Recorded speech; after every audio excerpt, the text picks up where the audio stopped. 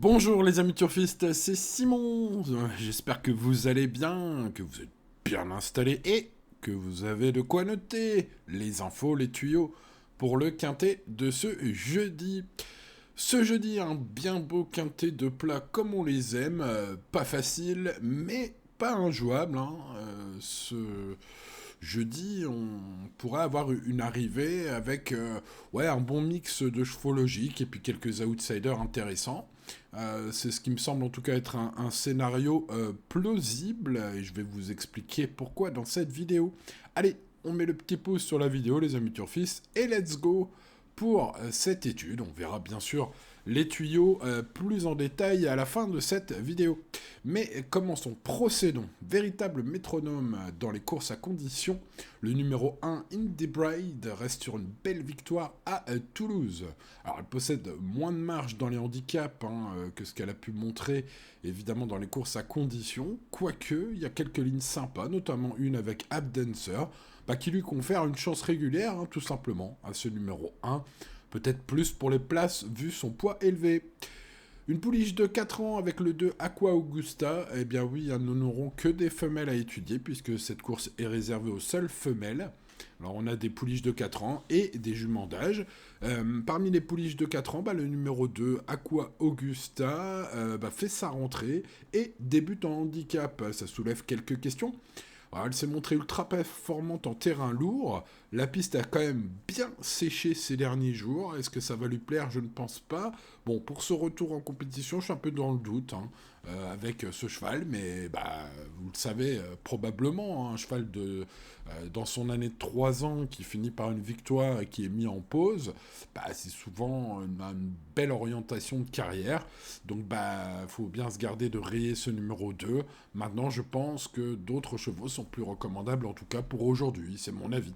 On passe au numéro 3, Teardrop Explode, régulière. Elle trouve des bonnes conditions pour cette rentrée. Ça peut être une belle surprise. Voilà, alors par défaut d'autres engagements favorables, Ludovic Gagbin, son entraîneur, a plus ou moins visé cette course. C'est ce qu'il a confié dans la presse, en tout cas.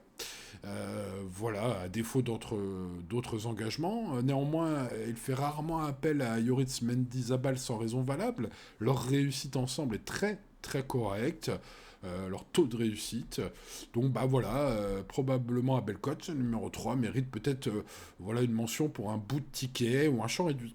On passe au 4, Maya Star qui effectue sa rentrée, mais préfère le terrain lourd. A peut-être besoin de compète pour progresser encore. L'année s'était fini un peu en eau de boudin pour ce numéro 4. Maintenant, si l'on fait une étude complète comme il se doit, on remarque que sa valeur handicap est bien plus correcte, notamment puisqu'elle retrouve une Deep Right, le numéro 1 avec un avantage pondéral sur leur sortie commune de l'année dernière. Bon, en tout cas, voilà, j'en fais pas une non-chance non plus, ce numéro 4, même si ce sera probablement le plus gros outsider étant délaissé par la presse. Passons au numéro 5, Bonnie Glitters, qui est passé de 25 à 36 de valeur, suite à 3 victoires sur les 1700 mètres de Pornichet-la-Baule, c'est la PSF à Pornichet. Et donc, elle hérite d'une valeur maintenant élevée, 36, on est dans les bons chevaux de quintet, là, et a tout à prouver à ce niveau. Et puis surtout, elle affiche 0 sur 5 dans les 5 premiers lors de ses courses sur gazon. Donc 5 courses courues sur gazon dans sa carrière, 5 échecs cuisants.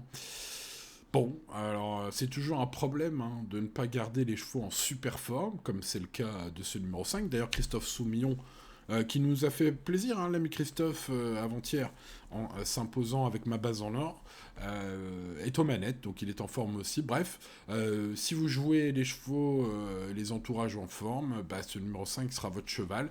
Moi, j'ai joué l'aptitude au gazon quand même, et là, du coup, c'est vraiment difficile à conseiller, ce 5. Mais bon, au final, si vous avez encore de la place, mettez-le dans vos champs réduits, c'est peut-être ce que je ferai. On passe au numéro 6, Terre de Guerre, qui pourrait bien faire parler l'expérience, parce que oui, vous l'avez compris, là, on a parlé de bons petits chevaux, chevaux pour l'instant, mais des chevaux qui ont tout approuvé au niveau quintet, bah, c'est pas le cas de ce numéro 6, Terre de Guerre, qui, je trouve, a bataillé dans des lots très relevés de quintet dans sa carrière. Voilà, elle est âgée de 5 ans, elle est déjà guérie par rapport à d'autres, en tout cas, évidemment, et me semble être une base de jeu tout indiqué. Ce numéro 6, c'est mon état d'esprit au moment où j'ai fait le papier, ça m'a un petit peu tiqué comme ça m'a, bah tiens, bah c'est pas le même, c'est pas la même carrière que les autres, ce numéro 6, bon voilà, alors après ça gagne pas souvent, mais bon, avec l'écurie en forme de Mauricio Teixeira Sanchez et Maxime Guillaume-Manette, ça peut faire tilt ce 6. Passons au numéro 7, After Midnight, qui fait partie du petit regret au moment du choix. Il n'a échoué que sur PSF dans sa carrière. L'interrogation est permise sur son état de préparation, mais elle affronte sa catégorie, il revient donc sur le gazon. Des points positifs, Michael Barzolona, Francis Graffard comme entraîneur, c'est toujours évidemment des choses qui ressortent au papier. Mais bon, voilà, pour un champ réduit, c'est 7, en tout cas pour ma part. Passons au numéro 8. Kiloa, j'aime beaucoup. C'est une fille d'Intello qui représente la casaque de Jean-Claude Serroul, pour les fans de Jean-Claude. Très régulière, elle tente sa chance à ce niveau avec un entourage qui compte sur elle. Au niveau des déclarations des entraîneurs, Nicolas Perret m'a semblé parmi les pros vraiment chauds. En étudiant les déclarations des uns et des autres, ça m'est ressorti un peu au nez, donc ça peut être une jolie trouvaille. J'aime beaucoup sa polyvalence. Le cheval, cette jument performe sur la PSF, elle performe aussi sur le gazon, elle performe sur les gazons souples, bons, lourds, bref, c'est signe de qualité quand même. J'aime beaucoup ce 8, pour moi c'est un favori solide, ce 8. Passons au numéro 9, Veul qui fut remarqué en terrain collant la dernière fois à Cagnes-sur-Mer. Veul qui a effectué une très bonne semi-rentrée ce jour-là, je trouve. Elle est probablement meilleure en terrain plus souple que celui qui sera proposé, enfin en tout cas qui sera présent ce jeudi. Mais voilà, son coach y croit. On va s'en méfier. Curie redoutable et donc cheval en très bonne forme. Ce 9, c'est déjà pas mal. On passe au 10 Tilila qui a bataillé dans quelques beaux quintés l'année dernière. Alors elle devra compter sur un Alexis Pouchin des grands jours car elle a tiré la corde 16. Mais c'est une super finisseuse. Voilà, Tilila, ce numéro 10, dépend à 100% du parcours. Mais si ça veut sourire, ça peut être une fin de course là à l'extérieur de toute beauté pour ce numéro 10, les amis. Passons au numéro 11, Miss White Sox, qui a gagné récemment et qui a donc été pénalisée au poids. Alors, jugée sur ses performances à ce niveau, elle revient à une valeur très limite, où elle n'a pu que prendre des petits chèques à ce niveau l'année dernière. Du coup, elle peut espérer une place, bien sûr. Je la vois pas gagner, mais il faut bien quand même mettre un peu des chevaux en forme sûre sur un ticket. Ce 11 en fait partie. On passe au numéro 12, Sakura-chan, qui est un cheval qui rentre, qui n'est pas habitué de la distance du jour. Elle est assez régulière, elle tente sa chance, elle a montré les dents, surtout en piste lourde, comme pas mal de Kobayashi d'ailleurs, raison pour laquelle j'en préfère d'autres au papier, malgré la montre de Christiane Desmureaux. On passe donc au numéro 13, Nevada, qui, info, encore un glané dans la presse, va effectuer sa dernière course avant d'aller au Rapouliné, devenir maman. On lui souhaite une belle carrière. En attendant, elle va tout donner aujourd'hui. C'est donc un signe plutôt positif. Elle est très en forme, vu sa deuxième place la dernière fois.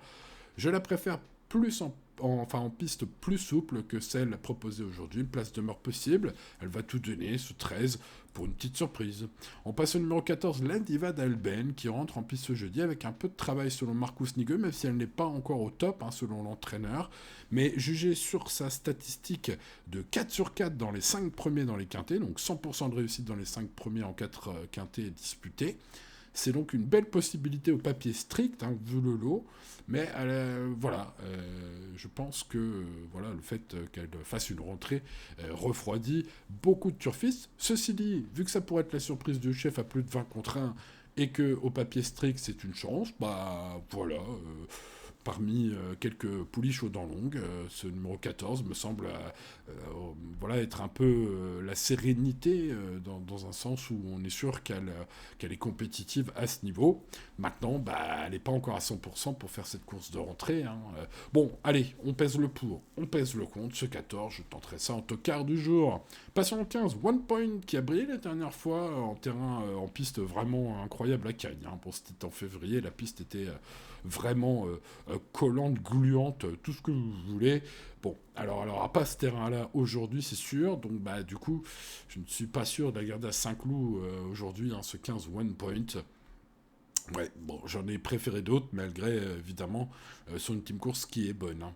Passons au numéro 16, la Virca d'Hauteville, qui est performante dans les secondes, voire même troisième épreuve de handicap. Là, aujourd'hui, évidemment, comme les quintés, le 99% des quintés, on est sur une première épreuve d'handicap divisé, et donc, bah, on monte très sérieusement d'opposition. Maintenant, elle est brave, elle fait ce qu'on lui demande, sa stratégie d'attentisme peut lui permettre de choper les morts, hein, pour finir. Donc voilà, loin de moi de garder, loin de moi l'idée de rayer ce numéro 16. Maintenant, pour garder en toute logique, aujourd'hui à Saint-Cloud, on est sur un gros quintet. Je pense que ça va quand même être un petit peu difficile. Bon, eh bien voilà, je crois qu'on a fait un bon travail aujourd'hui. En tout cas, vous avez eu une trentaine d'infos sur ces 16 partants. J'espère que vous en ferez bon usage. Bon, pour ma part, je tente Terre de Guerre. Hein. J'aime beaucoup cette candidature. Voilà, une jument de 5 ans déjà aguerrie dans les gros quintet plus. Est-ce que c'est un vrai gros quintet plus aujourd'hui à Saint-Cloud?